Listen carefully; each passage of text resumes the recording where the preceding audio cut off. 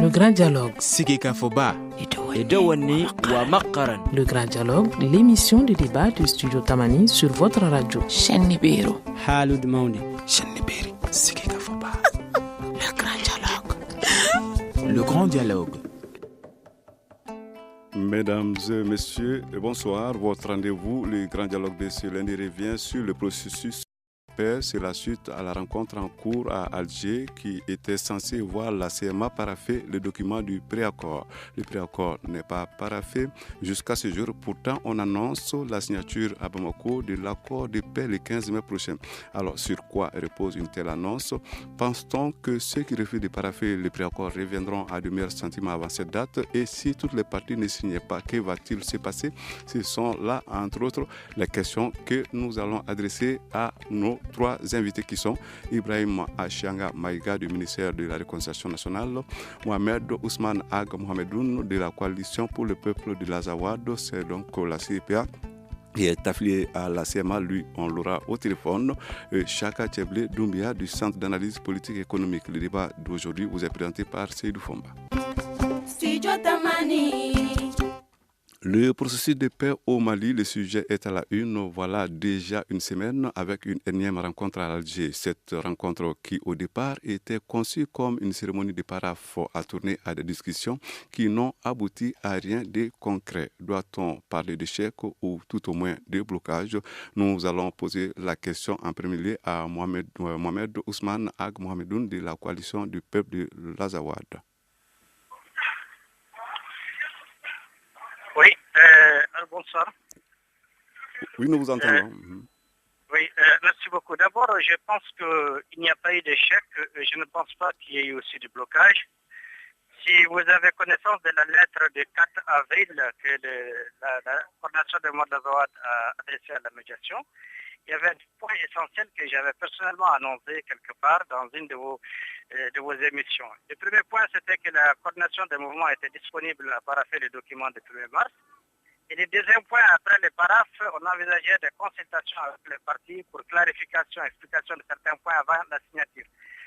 Donc, les partis se sont retrouvés dans cet esprit et je pense que si vous prenez même la lettre d'invitation du médiateur, c'est un peu ce que la lettre dit. Alors, quand les partis se sont retrouvés, les choses ont changé. Finalement, les partis n'étaient pas d'accord qu'on ouvre une quelconque consultation, ni avant les paraphes, ni après les paraphes, ni avant la signature, mais que rien ne serait possible qu'après les paraphes et la signature.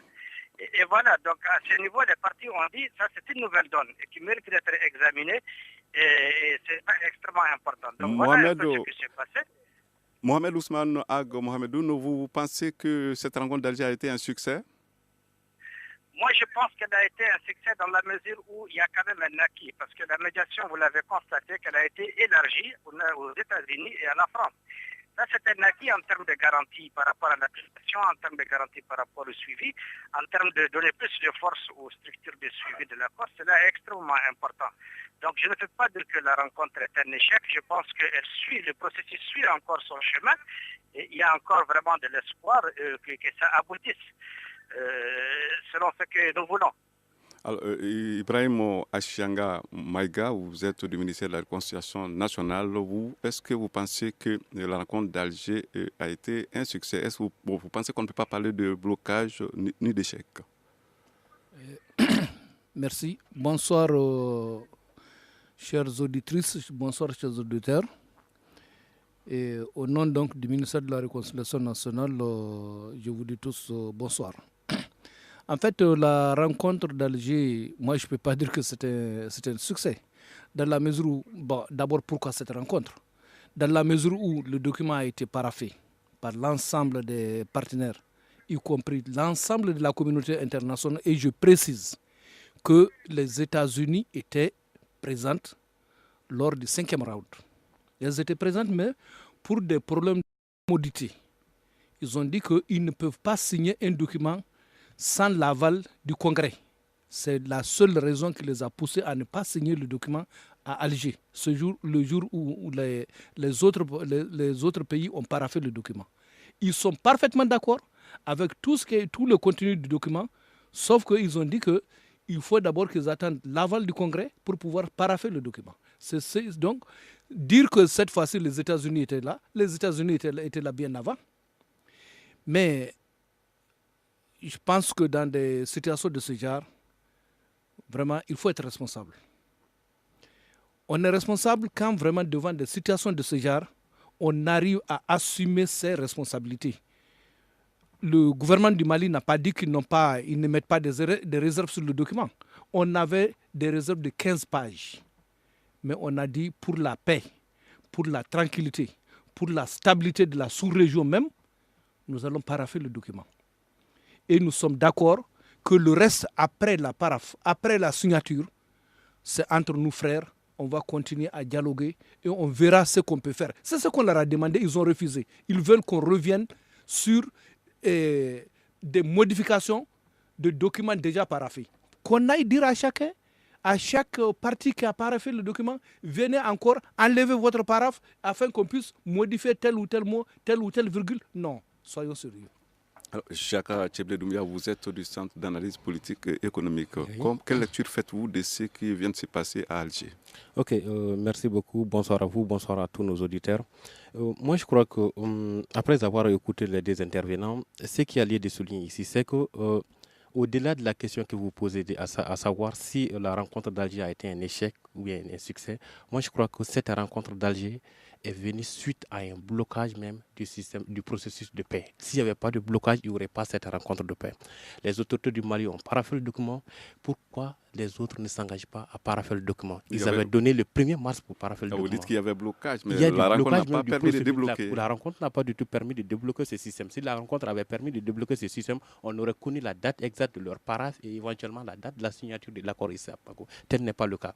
Le seul succès auquel le monsieur du MLA se vante, c'est le fait que la médiation soit aujourd'hui élargie aux États-Unis et à la France. C'est quelque chose qui est tout à fait normal pour la mise en œuvre de l'accord. Nous saluons ça. Mais aujourd'hui, nous ne pouvons pas comprendre cette rencontre-là comme étant un succès. Alors, vous avez tous insisté sur l'élargissement à la France et aux États-Unis. Qu'est-ce que cela peut apporter de nouveau? Bon, oui, à mon avis, dans la mise en œuvre de l'accord même, ça peut donner un coup de langue. Mais c'est aussi une invitation à la communauté internationale, que toute la communauté internationale prenne leurs responsabilités. Parce qu'une chose, c'est de signer un accord, une autre chose, c'est de mettre en œuvre cet accord. Et cela implique et les États-Unis et la France et l'ensemble de la communauté internationale, y compris également le Mali. Ibrahim Achanga Maïga, du ministère de la Réconciliation nationale, le fait que la médiation soit à présent élargie aux États-Unis et à la France, ça apporte quoi? Mais moi, je dis que la médiation n'a pas été élargie. Ceux-ci étaient déjà là. Ils étaient déjà là. Et le secrétaire d'État pour les affaires africaines des États-Unis était au 5e round. Ils étaient là. Mais, comme je l'ai dit, par principe, ils disent qu'ils ne peuvent pas signer un document qui n'a pas été d'abord validé par le Congrès. C'est la seule raison pour laquelle les États-Unis et les Français ont signé. Les Français ont suivi le processus du début à la fin. Et les Français ont demandé en tant qu'amis à nos frères du CMA de signer. Ils n'ont pas voulu. Jusqu'à présent, ils font la tête devant leurs amis. Et je pense que ce n'est pas compréhensible. Je pense que quand des amis vous demandent quelque chose, même si vous savez que vous avez la vérité, à cause de l'amitié que vous lie, vous devrez quand même accepter. Mohamed Ousmane Ag Mohamedoun de la coalition du peuple de l'Azawad, vous l'avez dit, vous réussissez du fait que la médiation soit à présent élargie aux États-Unis et à la France. Alors, vos interlocuteurs ici viennent de le dire, cet acte n'est pas un élargissement parce que la France et les États-Unis étaient là. Qu'en dites-vous? Bon, moi, je ne vais pas tellement rentrer dans cette polémique. Moi, je pense que les termes sont clairs. C'est la première fois qu'on dit officiellement dans un communiqué, médiation élargie aux États-Unis et à la France. Cela a toute son importance. Je ne vais pas engager une polémique, cela a toute son importance et cela est nouveau et cela n'est pas fortuit. C'est parce que tout simplement le système de suivi et de garantie a été beaucoup décrié et critiqué. On a beaucoup parlé de société. Qu'il y a eu cette nouvelle disposition de l'élargir. Donc, je ne vais pas rentrer dans cette politique. C'est un fait nouveau, même s'ils étaient là avant en tant que participants, mais ça a toute son importance, à mon avis. Donc, je ne sais pas ce que les autres pensent, mais je ne vais pas rentrer dans la polémique. Pour nous, en tout cas, c'est nouveau, c'est important et ça a toute son importance dans le cadre du dispositif de mise en œuvre et de suivi. Alors, comment appréciez-vous jusqu'à ce jour le travail abattu par la médiation internationale? Moi, je crois qu'ils ont fait un travail, toutes les parties ont fait un travail responsable. Le communiqué qui est sorti, je pense qu'il est aussi un communiqué, un très bon résultat par rapport à ce qui est arrivé. Les discussions étaient très houleuses, il y a eu beaucoup de colère, beaucoup de tensions. Mais ce qui est sûr, c'est que les parties ont encore projeté donné la chance au processus vraiment de connaître un succès. Je crois que cela est extrêmement important et nous y travaillons. Je crois que tout le monde travaille. Et étant donné que nous partageons le même objectif, c'est d'arriver vraiment à une solution qui soit pérenne, qui soit durable. Je crois que ça, c'est un souci que tout le monde partage. Donc, on ne peut pas dire aujourd'hui que quelqu'un soit têtu ou autre chose. Nous partageons un même souci, chacun a des assurances et nous sommes dans ce cadre et je crois que l'espoir est permis. Il y a une date qui a été projetée. Nous avons écrit officiellement la médiation pour lui dire que d'ici la fin du mois, probablement les premiers jours de mai, nous allons nous concerter, on fera connaître une décision officielle. Je crois qu'il y a des... Oui, moi je crois que même avec cette date qui a été donnée, pour que cette date-là soit une date à laquelle nous allons atteindre un niveau suffisamment considérable de la paix, il va falloir que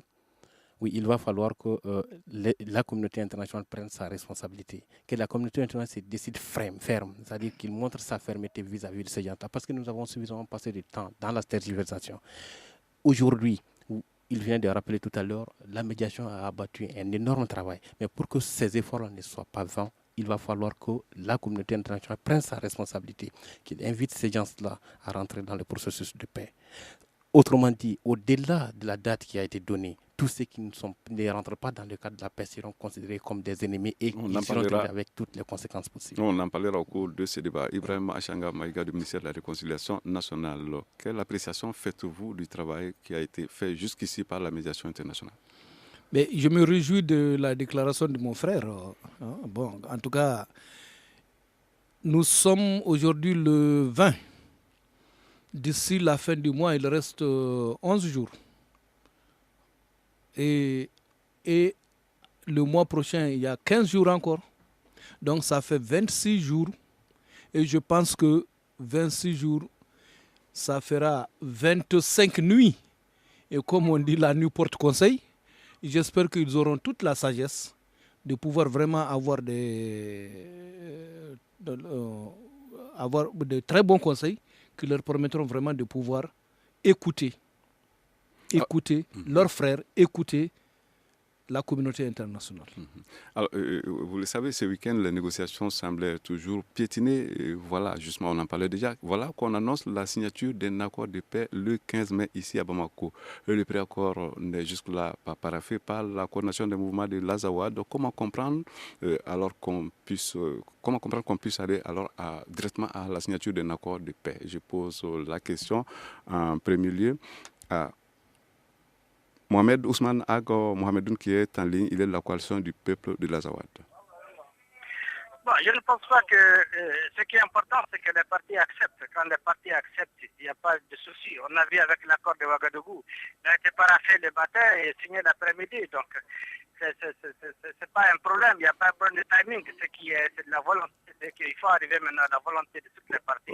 Vous dites quand les partis acceptent, moi, on a entendu un responsable quand même de la CMA dire que la CMA reste sur la même position, à savoir on n'envisage pas de paraffer pour l'instant. La lettre de la coordination a été très claire. Nous projetons une réunion dans les jours à venir, je l'ai annoncé. Nous allons nous concerter, on prendra une décision par rapport au paraphé et à la signature. Voilà la position de la CMA. Je ne connais pas d'autre position que celle-ci. Nous aurons le temps de revenir sur cette question. Il faut rappeler que dans quelques minutes, il sera 18h30. Nous allons observer notre toute première pause. Vous écoutez Studio Tamani. Votre avis nous intéresse. Écrivez vos commentaires et suggestions sur la page Facebook et dialoguez avec nous. Studio Tamani, c'est aussi les réseaux sociaux. Nous allons revenir sur la question que j'avais posée tout à l'heure à votre interlocuteur au téléphone, Mohamed Ousmane Aga Mohamedoun. À présent, vous êtes ici dans le studio. Je disais, comment est-ce qu'il faut comprendre qu'on puisse aller directement à la signature d'un accord de paix pendant que le préaccord n'a pas été paraphé par une partie, à savoir la CMA. Vous allez répondre en premier lieu. Ibrahim Achanga Maïga du ministère de la Réconciliation nationale. Bon, en fait, nous savons ce qu'il y a lieu de faire. Nos amis ont dit qu'ils ont un peuple azawadien. Nous disons qu'on a un peuple malien. Nous allons voir. Et ce qui s'est passé tout récemment à Gundam, on a vu toute la communauté de Gundam, toutes les tribus ont acclamé qu'ils sont pour la paix.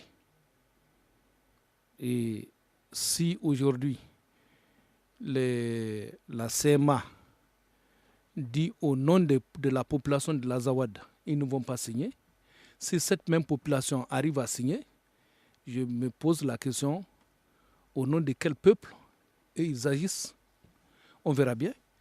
Donc je pense que vraiment, et je le souhaite, que vraiment eux-mêmes, en tant que ressortissants de ces zones, Mohamed, il est du Nord, je suis du Nord. Il se réclame du Nord, je me réclame du Nord. Nous sommes tous fils de ce terroir. Mais je pense qu'aujourd'hui, lui et moi, on est contraints de se donner la main pour le développement harmonieux de cette zone.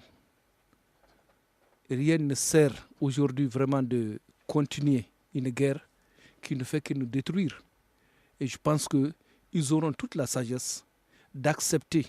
Et comme il l'a dit, je l'espère, même si c'est le 14 mai, qu'ils puissent parapher s'ils le veulent, et que le 15, nous puissions signer ensemble, tous, fils de ce pays, nous signons donc ce document.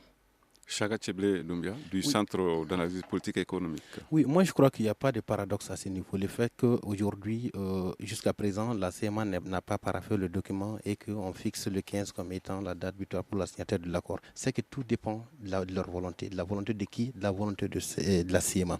Et cette volonté ne pourra jamais exister comme telle tant que chacun n'use pas de son côté le pouvoir qu'il a pour les influencer. Ce qui se passe au sein de ce groupe déjà, c'est un malaise que vous avez souligné. Il ne peut pas reconnaître ça officiellement, mais c'est une division au nom de quoi? Ce n'est jamais une question de peuple, c'est une question d'intérêt partisan qui symbolise cette division. Et au nom également de ces intérêts partisans, ils ne signeront jamais ils ne paraphieront jamais ce document tant que la communauté internationale n'use pas de tout son pouvoir pour les contraindre à parapher le document, sinon pour les contraindre à rentrer dans le processus de paix. Mohamed Ousmane Aga Mohamedoun de la coalition du peuple de l'Azawad est toujours en ligne. Dites-nous, personnellement, vous excluez que la CMA revienne sur sa position avant le 15 mai? Personnellement, une question à vous. Exclure, c'est trop dire. Moi, je crois que rien n'est exclu. Hein? Rien n'est exclu. On est dans un processus. Les gens ont tendance à fermer ce processus. Il n'est pas fermé. Ce processus. Je pense que même après la signature, il ne sera pas fermé, ce processus. Il va continuer. Donc, allons-y doucement. Mais je crois que les choses, je suis un petit bonhomme de chemin. Ce n'est pas une tâche facile. C'est quand même, le mouvement de l'Azawad, c'est quand même l'un des principaux belligérants acteurs de cette question. Il y a beaucoup de paramètres, il y a beaucoup d'enjeux. Peut-être que mon frère a raison quand il dit qu'il y a des trucs partisans. C'est vrai, ça existe dans toute organisation. Mais il faut gérer tout ça. Il faut mettre au-dessus les intérêts des populations. Il faut mettre au-dessus la paix. Il faut s'assurer qu'on marque les bons pas vers la paix. Donc, je ne crois pas qu'on puisse dire qu'il soit exclu de parasser ou de signer. Non, on est en train de travailler pour qu'ensemble, on arrive à trouver la meilleure formule qui puisse nous permettre de parasser et quelque chose de durable et de signer quelque chose de durable. Et on y travaille. Pour l'instant, ce qui est officiel, c'est que d'ici la fin du mois, on se concerte, le communiqué de la médiation, on va donner notre position par rapport à ça. Est-ce à dire qu'il y a des chances que le document soit paraphé avant le 15 mai? Mais pourquoi pas? Moi, je suis personnellement de nature optimiste. Rien n'est impossible. Alors, la coordination assure... Je pense qu'il n'y a pas que la CEMA seulement qui travaille à ça. La médiation aussi travaille à ça. Tout le monde travaille à ça. Donc, on verra. Soyons seulement optimistes, je pense. Okay. cela est compris. La coordination a su d'ailleurs qu'aucun groupe ne se désolidarisera sous prétexte que ses bases sont trop proches les unes des autres. Cependant, pas plus tard que samedi, un groupe minoritaire, bien sûr, de la CMA, dirigé par un certain Younoussa Touré, annonçait dans une lettre qu'il donnait son accord pour paraffer. La CMA ne risque-t-elle pas de s'affaiblir si d'autres mouvements en son sein emboîtaient le pas? Je pose la question à Achanga Maïga du ministère de la Réconciliation nationale. Question très difficile à mon niveau de répondre parce que je connais très bien M. Younoussa, je sais comment il a créé ce groupe. En tant que membre d'une organisation dont il était membre lui aussi. Mais ici, je suis là en tant que ministère de la Réconciliation nationale. Mais ce que nous recherchons, ce n'est pas que des groupes viennent de façon isolée pour dire nous sommes prêts à signer. Ce que nous cherchons aujourd'hui, c'est que l'ensemble de la CMA vienne nous dire nous allons signer, nous sommes des frères et qu'ensemble, nous allons désormais sauvegarder la sécurité du pays et nous allons nous engager pour le développement économique et social du Mali.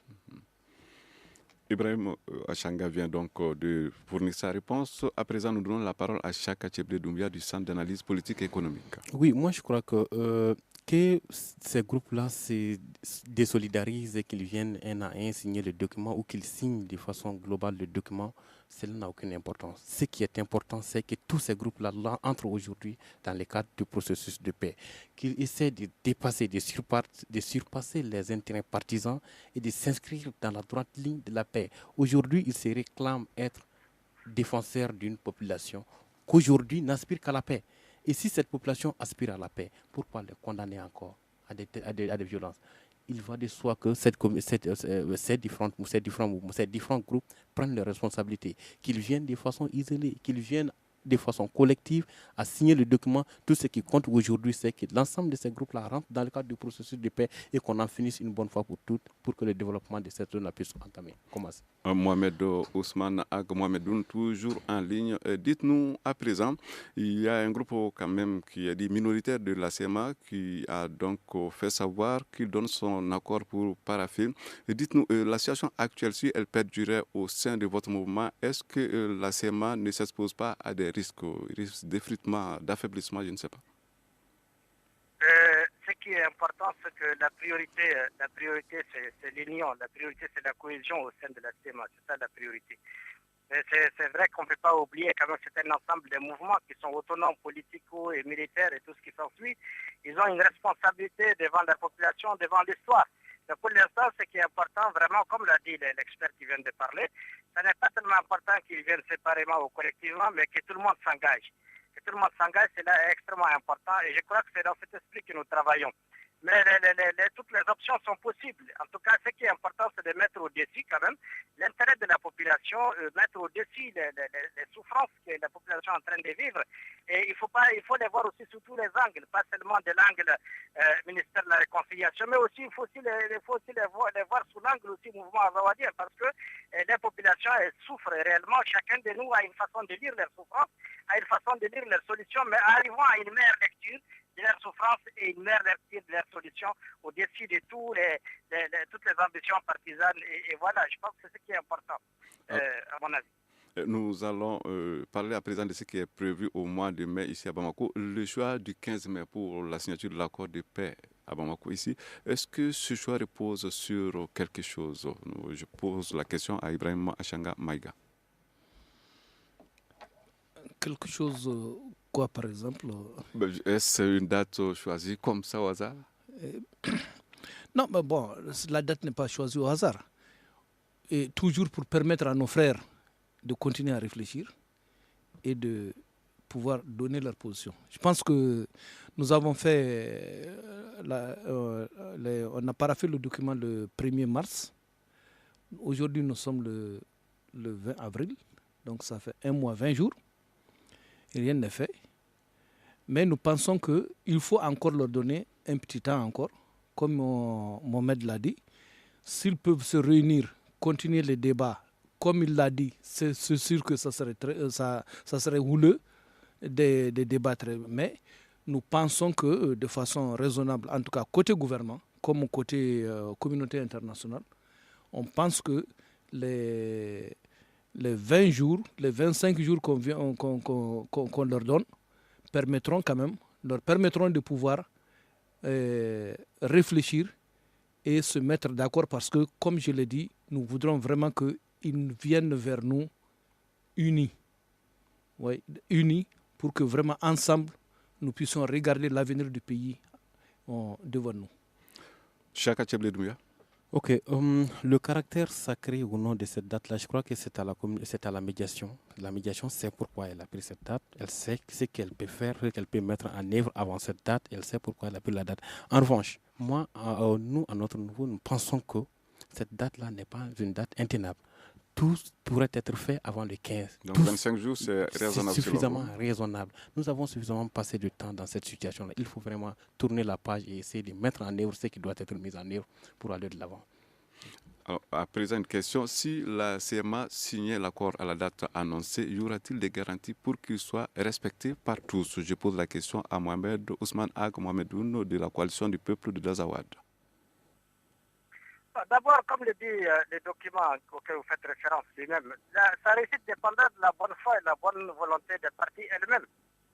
Maintenant, si la communauté internationale, le comité de suivi a la capacité de faire un très bon arbitrage, et un bon suivi de l'accord, je crois qu'il aura toutes les chances d'être appliqué. Mais si à un moment donné le comité de suivi subit les dictats d'une partie au détriment d'une autre, là vous pouvez compter sur un compte à rebours du désordre, excusez-moi du terme. Ouais, donc il y a toutes les chances que ça s'applique si les parties premièrement soient de bonne foi, toutes les parties signataires, et que la communauté internationale garante également soit vraiment engagée à être plus rigoureuse en matière d'arbitrage et d'application. Voilà un peu, je pense, que je peux dire sur cette question. Mais le plus important n'est-il pas que les acteurs eux-mêmes soient de bonne foi? C'est ce que j'ai dit. J'ai dit la première condition, c'est que les parties, les acteurs eux-mêmes soient vraiment de bonne foi. Ils soient vraiment de bonne foi parce que, comme le disent tous les médiateurs et tout le monde, les négociations, en réalité, on est en train de perdre du temps. Les négociations ne s'arrêtent pas à la signature. Tous les 18 mois de la période intérieure, c'est depuis une période de négociation. La seule différence, c'est que c'est à l'intérieur du Mali, ce n'est plus en Algérie ou ailleurs. Sinon, tous les 18 mois, c'est une période de négociation. Ibrahim Achanga Maïga. Oui, bon, il n'y a pas de problème. Nous sommes de bonne foi. La preuve, c'est la raison pour laquelle j'avais dit au tout début, nous avons des réserves, mais les réserves, on les a mis de côté. Nous avons dit que, comme le président de la République même l'a dit, quand on va dans des négociations, on donne une partie, on lâche une partie. C'est comme ça. Donc, je pense que de bonne foi, on va vers nos frères doivent venir vers nous. Et que moi, mon souhait, que vraiment que la médiation même ne puisse même pas jouer un grand rôle. Une fois les documents signés, que nous puissions nous-mêmes faire avancer le processus et que la médiation soit là seulement pour dire vraiment, nous sommes contents de ce qui est en train de se faire. Chaka Tchebledouya. Ok, moi je crois que la seule garantie pour la mise en œuvre de cet accord, c'est l'engagement des uns et des autres. Cet engagement-là, je crois que, comme on l'a dit, on ne décrète pas la conscience humaine. Il faut que chacun, de son côté, ait la conscience de la nécessité de la paix. Il faut qu'on parte vers la paix. Et c'est à ce seul prix que nous pouvons mettre en œuvre cet accord. Sinon, l'accord signé, ce n'est pas une fin en soi. L'accord, c'est des lettres réunies dans des documents. Mais la foi au contenu de ce document, dans le cadre de la mise en œuvre, c'est ça qui va être déterminant. Et cela ne saurait être possible sans l'engagement des uns et des autres. Qu'on essaie de mettre à côté ce qui a trait uniquement à moi, mon intérêt, mais qu'on regarde l'intérêt de toute une communauté, de toute une nation. C'est à ce seul prix-là que l'accord pourra faire venir la paix ici au Mali. Et c'est à ce seul prix que l'accord pourra avoir une application effective. Mais sans ça, comme il l'a dit tout à l'heure, je ne souhaite pas que nous participons à un contre-rebours du malheur. Non, loin s'en faut. Je crois qu'aujourd'hui, la nécessité d'aller à la paix, ce n'est pas seulement une nécessité du peuple malien, mais c'est aussi une nécessité pour la communauté internationale. Dans quelques secondes, il sera 18h45. Nous allons poursuivre ce débat après une courte pause. Une réaction, un avis, un commentaire. Réagissez sur la page Facebook de Studio Tamani et restez connectés avec nous. Studio Tamani sur les réseaux sociaux pour vous faire entendre. Si la CMA signait l'accord de paix à la date du 15 mai, c'est de cela qu'on parlait tout à l'heure. Et maintenant, l'autre question, et si la CMA ne signait pas, quel sens aura en ce moment la cérémonie de signature prévue le 15 mai? Je pose la question à Ibrahim Achanga Maïga. Bon, vraiment, je ne souhaite pas que la CMA ne signe pas. Mais pour l'instant, oui, je sais, mais comme on le dit, c'est-à-dire qu'une solution A et une solution B, bon, mais je pense qu'ils vont signer, mais s'ils ne signent pas, il est clairement dit qu'après la signature de l'accord, tous ceux qui ne signent pas seront considérés comme des ennemis du Mali, comme des ennemis de la communauté internationale. Voilà. Nous allons maintenant nous tourner du côté de Mohamed Ousmane Ag Mohamedoun qui est au téléphone. Dites-nous, monsieur Mohamedoun, il y a deux possibilités. La CMA signe ou elle ne signe pas. Alors, s'il arrivait qu'elle ne signe pas, est-ce que vous pensez que la cérémonie de signature prévue le 15 mai aura un sens? Pour être honnête, je ne pense pas que ça soit vraiment très, très, très positif qu'on organise une cérémonie sans une signature des mouvements de la CMA. Je ne pense pas que ça donne beaucoup d'espoir pour la paix. Mais mon souhait le plus ardent, c'est que la CMA, tous les mouvements qui la composent, arrivent à réussir des meilleures conditions pour signer cette paix, pour aller vers la paix. Ça, c'est mon souhait. Et le contraire, ça m'étonnerait que ça soit un bon départ pour la paix. Je ne le souhaite pas du tout. Ça veut dire que vous êtes optimiste, M. Mohamedoun? Je vous ai dit dès au départ, je suis personnellement de nature optimiste et je travaille pour la paix, et pas n'importe quelle paix. Chaka Tcheble Doumbia. Ok, je crois que la CMA, c'est un monstre que nous avons créé, que la communauté internationale a créé et entretenu. Aujourd'hui, on se lève, ils disent que la CMA représente la population du Nord. Tel n'est vraiment pas le cas aujourd'hui. Et signer un accord sans la CMA, puisque c'est nous-mêmes qui avons contribué à faire de ces groupes-là des groupes incontournables dans la partie nord de notre pays, à mon avis, l'accord n'aura pas son sens réel. Mais qu'est-ce qu'il faut faire? Moi, je crois qu'à ce niveau, il va falloir que, encore, comme je l'ai dit tout à l'heure, la communauté internationale puisse jouer, puisse exercer tout son pouvoir pour ces groupes-là, afin qu'ils puissent signer cet accord. Dire que la CMA, s'il ne signe pas l'accord, qu'est-ce que ça... Bon, moi je crois qu'en vérité, ça va vraiment affecter beaucoup l'accord.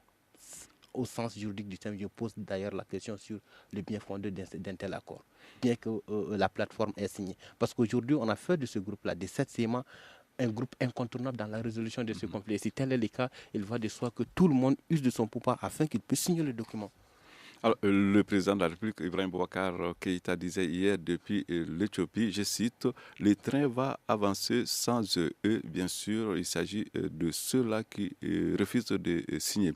Alors, 8 mois de négociations suffisent largement, c'est ce que disait donc le président de la République.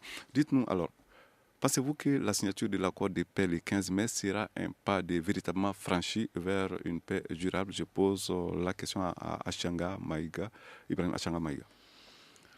Vous savez, c'est un pas, mais véritablement franchi. Bon, il faut se poser la question parce que aujourd'hui, sur le terrain, je me pose la question si réellement la CMA a de l'emprise sur les groupes qui sont en train de semer le désordre sur le terrain. Je me pose cette question. Il y a des groupes armés partout. Et est-ce que vraiment ils ont le contrôle de ces groupes?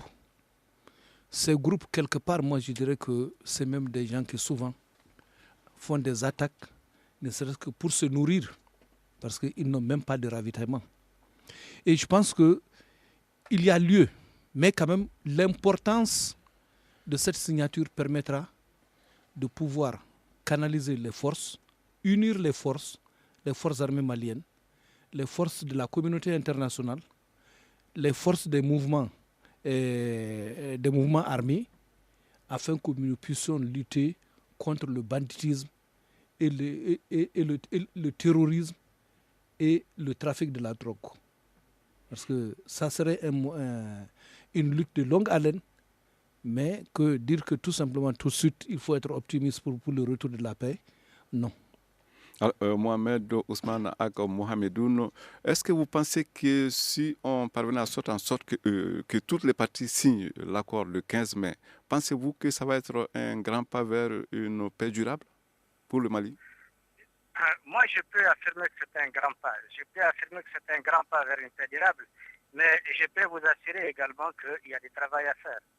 Il y a du travail à faire parce que comme l'a dit mon frère, je partage son point de vue. Et chaque fois qu'il y a une guerre, il y a toujours des gens qui sont créés dans cette guerre, et qui ont d'autres agendas. Et je crois que ces gens, ils constitueront le deuxième adversaire qu'il faut affronter dans le cadre du processus de paix, dans le cadre du processus de la construction de la paix. Cela est extrêmement important. Cela est extrêmement important de savoir. Mais toujours est-il que si toutes les parties qui sont officiellement en conflit s'engagent pour la paix, je pense que c'est un grand pas. Cela est un grand pas à mon avis. On a déjà l'expérience des années 90, le pacte national.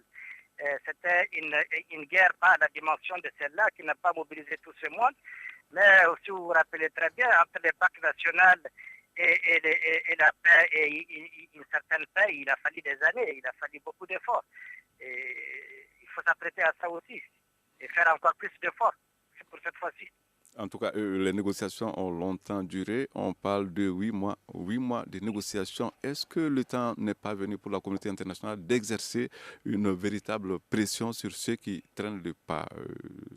À vous, Ibrahim Achanga Maïga.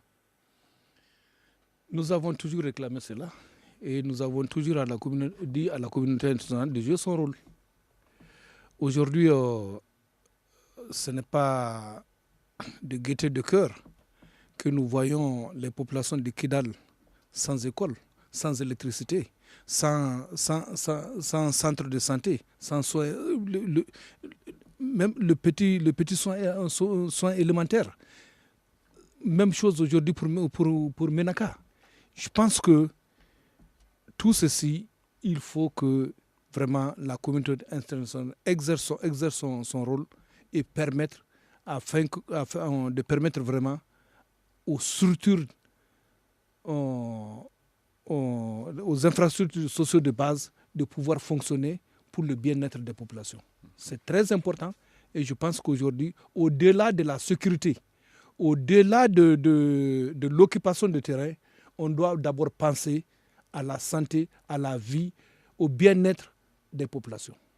Chaka Tchebde Doumia du Centre d'analyse politique et économique. Ok, avant même de me prononcer sur les cas de la communauté internationale, vous aviez posé la question de savoir si la signature constituait un grand pas. Moi, contrairement à ce qu'ont dit les deux précédents, moi je crois que c'est une étape qui vient à la suite d'autres étapes. D'autres accords ont été signés.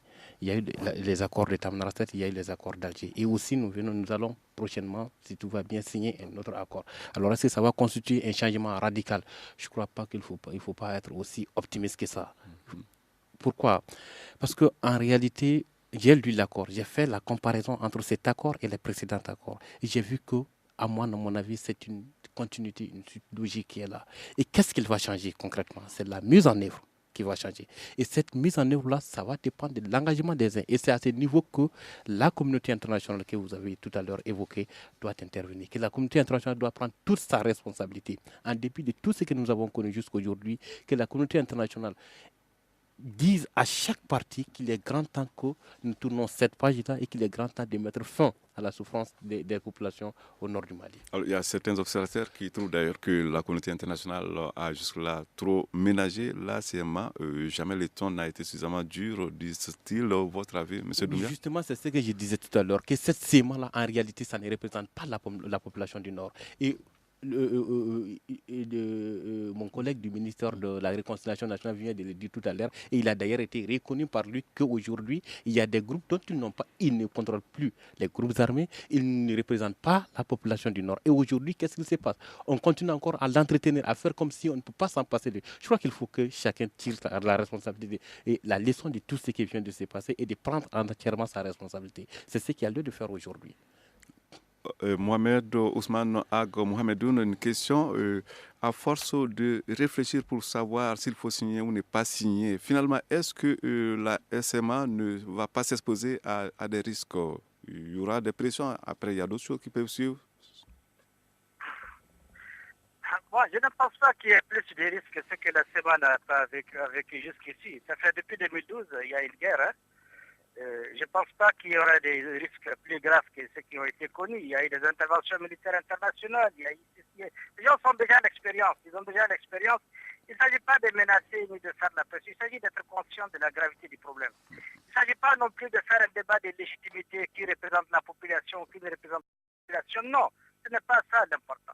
L'important, c'est d'être conscient qu'il y a un problème réel. Il y a un problème réel qui se pose avec acuité, auquel il faut trouver une solution.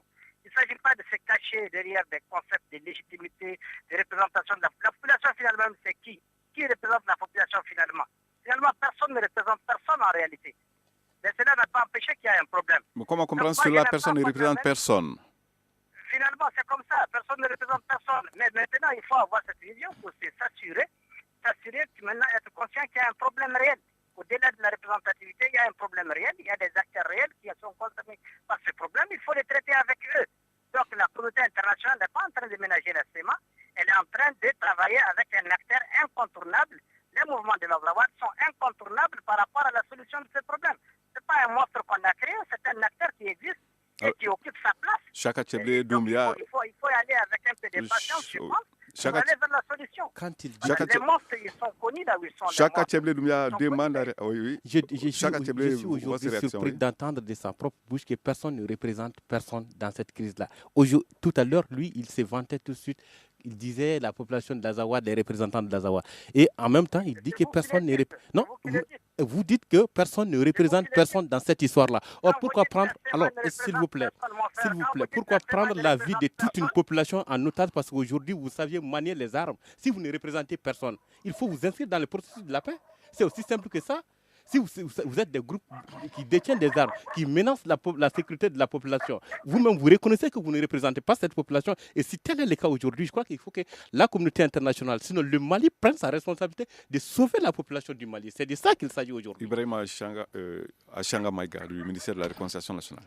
Et je ne regarde pas la dénomination qu'on doit donner à Azawad, Mali, ceci ou cela. Moi, je dis aujourd'hui, Mohamed, je vous demande, vous, moi je suis dans Songo, mais j'ai fait toute mon enfance à Menaka. Je souffre de voir aujourd'hui qu'on me dise que la population de Menaka souffre, que la population de Menaka est privée de soins de santé, de soins élémentaires, est privée d'eau potable, privé d'alimentation. Je pense que cette souffrance que j'ai, vous partagez ça avec moi. Tout à fait, mon frère. Et en tant que ressortissant de ce Nord, je ne le dis même pas en tant que Malien, en tant que ressortissant de ce Nord, ça seulement devrait faire en sorte que vous et moi, on se donne la main pour dire il faut qu'on sauve nos parents de Menaka. Je partage cela avec vous, mon frère. Dans ce cas, sauvons nos parents de Menaka, sauvons nos parents de Kidal, sauvons nos populations de Béar. C'est ce que moi je veux. Voilà, c'est sûr. C'est après ce que nous allons certainement mettre fin à ce débat, le temps qui nous était imparti étant presque fini. Je rappelle qu'il était question du processus de paix au Mali et que nos invités étaient au nombre de 3. Il s'agissait d'Ibrahim Achanga Maïga, qui est du ministère de la Réconciliation nationale, Mohamed Ousmane Ag Mohamedoun, qui est de la coalition du peuple de l'Azawad.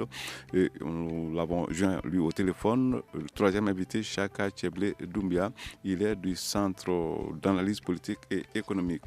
Ce débat vous a été présenté par Seydou Fomba. À la mise en onde, il y avait Peting Jara, régie vidéo Mamadou Ouattara, réalisation Ousmane Djadje Touré. On se retrouve demain pour un autre sujet. Au revoir.